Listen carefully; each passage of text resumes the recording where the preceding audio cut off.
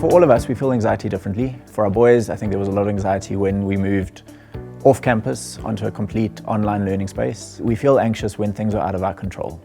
And this virus is very much out of our control. So we don't know what to do, we don't know where to go. But I want to sort of say to us that we do. We control what we can. When we control what we can, we feel more secure. We feel able to tackle the anxiety which will come, but then able to deal with it. So what are the things that we can control? Things like washing our hands, we can control keeping distance. If we do those, we can feel a bit more in control. When it comes to learning, we can log on. If we're doing online learning, we can attend classes, we can pay attention. That's what we can do as students. As parents, we can help our children to do those things. The reality is, this is not a perfect space, and we need to hold on to that. We're doing what we can, and we're doing it in the best way we can, but if it doesn't work, that's okay. There's always tomorrow.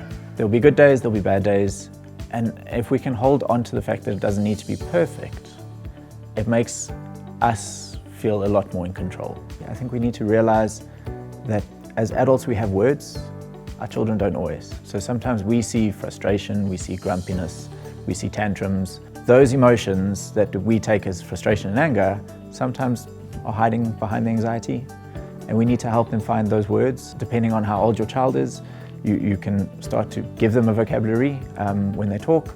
I wonder if you mean ABC. When you kick the ball at the window, I wonder if it's because you're cross, but I wonder if it's because you weren't able to go to school, and what does that mean? To start talking through scenarios, not putting words in their mouth, but giving them options to pick from. With the really little ones, I think you can do it with visual pictures, smiley emojis of someone who's happy, of someone who's sad, someone who's angry. Start to build an emotional vocabulary with them and realize that the first emotion you see is not necessarily always the presenting emotion. It's just the one that's easiest to describe or the one that's easiest for them to express. Play a game. So therefore the focus is not on the conversation, the focus is the game. But you still have the discussion. Take it outside, kick a ball, whatever works for you as a family. But realize that our children, particularly as they're young, don't always have the emotional capacity to process these things. Help them to control the emotions that they can and help them to let go of the ones that they can't.